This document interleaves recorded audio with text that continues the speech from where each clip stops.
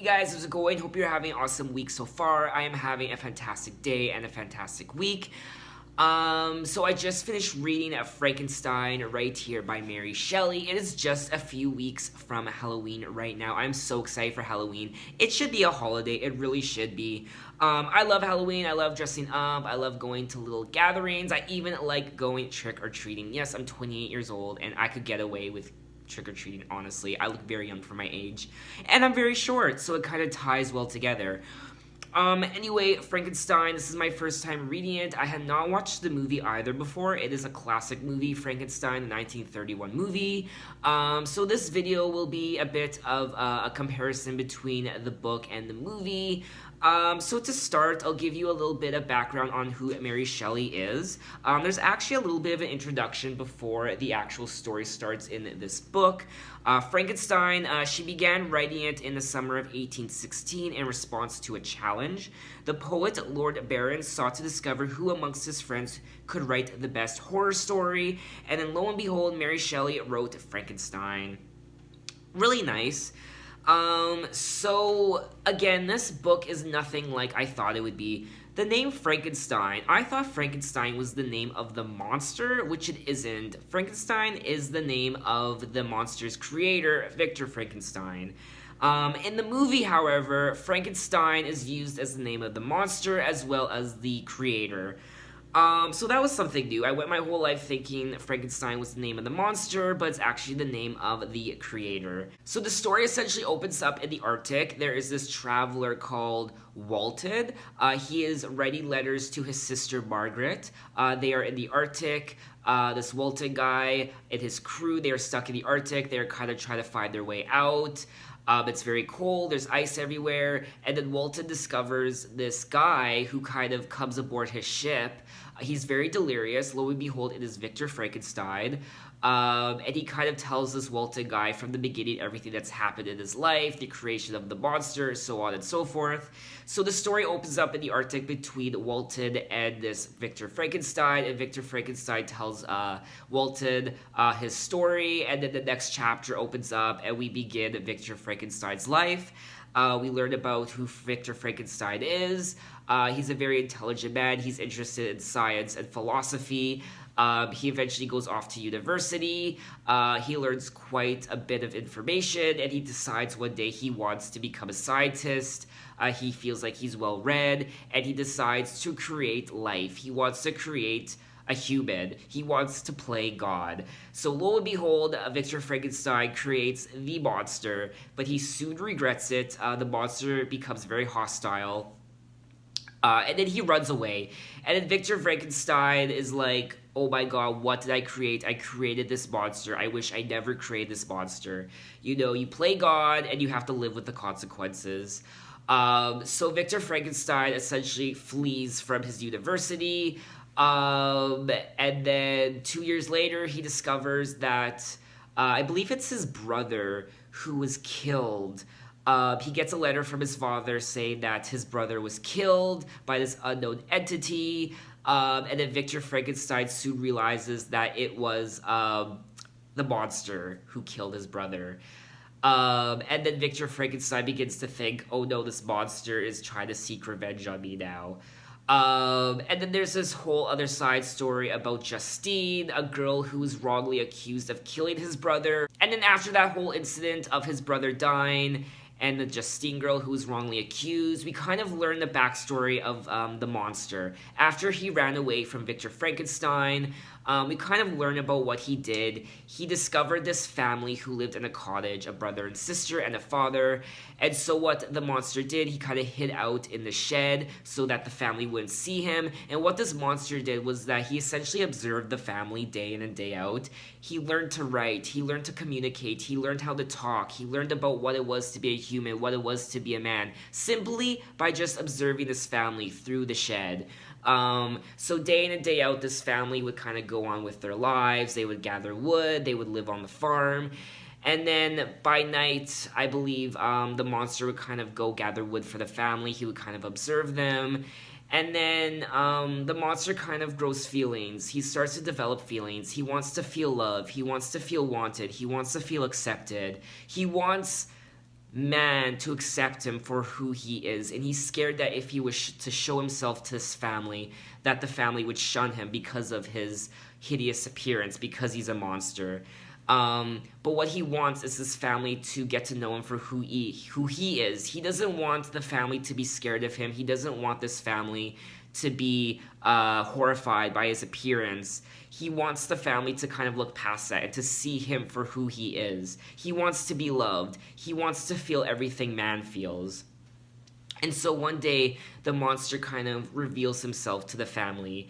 And to his horror, the family has a negative reaction, and they kind of chase him away, and they're furious and they're angry. They don't give the monster a chance to speak, and they don't give the monster a chance to kind of voice his story and be like, hey, I'm a good guy, I just want to be friends with you, I want to be loved just like you. No, he doesn't get a chance because he's so hideous. The family has a negative reaction, and not Victor Frankenstein, the monster essentially runs away from the family in turmoil and disgust and anger, and then the monster eventually sets the family's cottage on fire.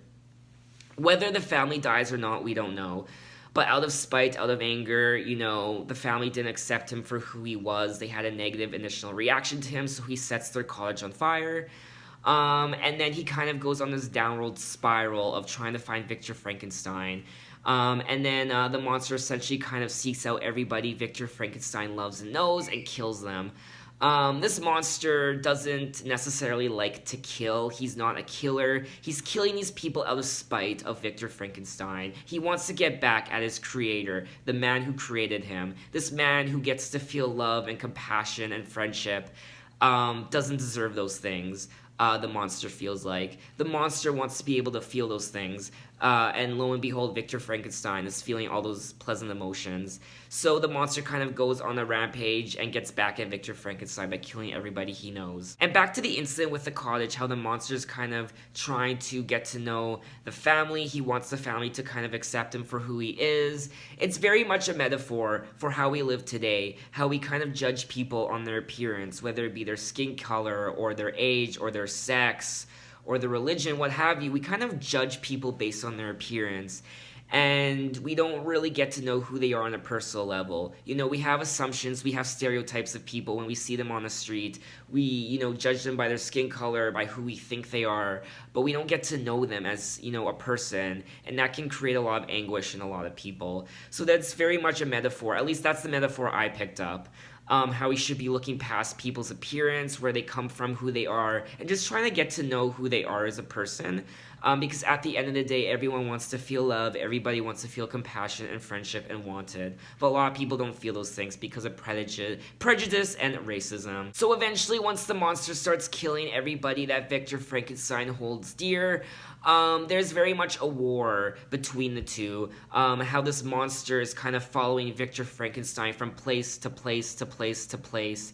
And Victor Frankenstein's getting very angry. It's coming to the point where it's like, you die or I die. It's a battle to the death, and it comes to the point where Victor Frankenstein realizes that, he was capable of so much. He was capable of being such a great scientist, of a great philosopher, and he kind of threw it all away, all because of this one creation. He keeps thinking to himself, I could have been such a great, amazing scientist, but because of this incident, I never will be. Which is very tragic, and this story itself is very tragic. It is nothing like the movie. This is such a beautiful book to read. It's set in so many different locations. It's set in England, it's set in the Arctic, it's set in Switzerland and Geneva, Germany, so many different places, so many different locations. It's really a beautiful novel, and the writing itself, there were a couple times I had to pick up a dictionary because there were a lot of words in there I didn't even know about. There were a lot of words in there I had never even read before. Again, this is written in the early 1800s. It's not a difficult book per se to read. I can imagine a lot of younger people, a lot of teenagers wouldn't really find it interesting. They would probably find it very dry, not very interesting, kind of flat, and it kind of drags in parts. I didn't feel that at all. I thought it was very well done. And it was nothing like the movie. The movie itself, the 1931 horror classic Frankenstein, I watched for the first time the other night, and I gotta say, I did not like it at all. I think it's because I just finished reading the book and the movie itself was such a disappointment. I want to say there's maybe 10%. I think 10% is generous. I'll say 5%. 5% of what appears in the novel appears in the actual movie. So the movie is nothing like the book. I felt the movie was very boring, very dry. There isn't really a compassionate, emotional side to the monster himself. We just see him as this tyrant that likes to kill. I mean, it is a horror movie, but we don't really get to hear or see the monster side of the story. I didn't like how the movie director, whatever, changed up the names of the characters. So instead of Victor Frankenstein, we have Henry Frankenstein. Henry is the name of Victor Frankenstein's friend in the novel, but for some reason, the director or whomever, the screenwriter, changed up the names. So Victor and his friend Henry's names were swapped, so we have Henry Frankenstein and Victor something, whatever. I don't know why they did that. I felt it was really weird. I'm sure there was a reason behind it. I don't know. There were many parts of the movie that were very iconic, such as the "It's alive! It's alive!" That line itself is one of the most iconic lines in cinema history. The monster himself, I felt like, was really well done in the movie. The guy who plays the monster, I think that was the highlight of the movie. He did a bang-up job of portraying the monster. Really well done. I really did enjoy him. Really fantastic. And I know the movie is a classic and I shouldn't be bashing it, but I think it's because I just read the novel and I went right into the movie. I was disappointed. If I had just watched the movie and not read the book, I probably would have liked the movie a bit more. And it's not because it's an old movie. I really do like older movies. But I did not like this movie at all. And I know it's probably a sin for saying that because it's such a classic, but I didn't like it. I definitely prefer the book to the movie. And there have been other adaptations of Mary Shelley's novel. There was one in the 90s. I believe it was released in the 90s with Robert De Niro and Helena Bonham Carter. And I watched the trailer for that, and I don't really have any interest of watching it. I feel like that movie, though, is a better adaptation of the novel than the 1931 movie, but regardless, I still don't really feel the need to watch it. And there were also two spin-offs that were released recently called I, Frankenstein and Victor Frankenstein, two kind of retellings of the Mary Shelley novel. We all know that Hollywood is kind of on a retelling binge lately. They like to kind of twist old stories, make them new again, make them more modern. I am curious in watching those movies. Again, they're not movies I would necessarily go out and rent or buy. I'll probably wait for them to come on Netflix. I think they were both on Netflix at one point. I didn't watch them, and I tried checking Netflix again, and now they're gone. So maybe they'll come back on there again. So I am interested in watching those movies. Again, like, I don't really care if I watch them or not. I really do hope one day in the future there is a really, really good adaptation of Mary Shelley's novel. We haven't really had that yet.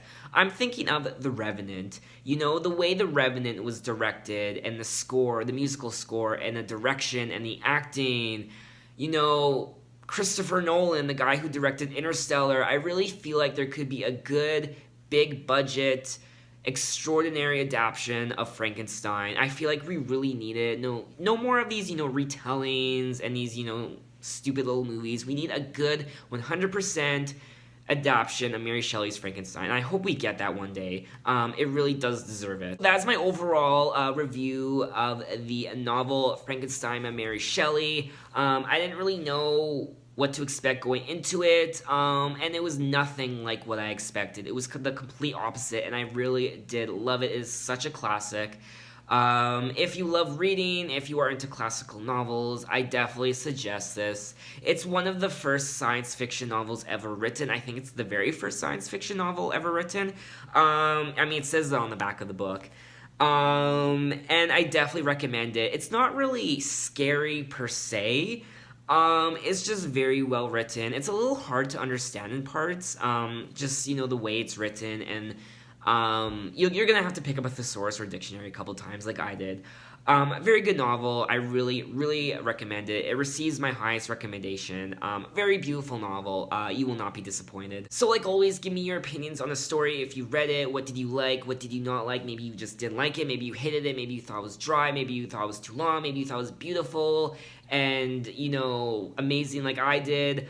Give me your input. I would love to read your comments on it. Give me ideas of books I should read in the future, more classical books. Again, I'm on this classical book binge.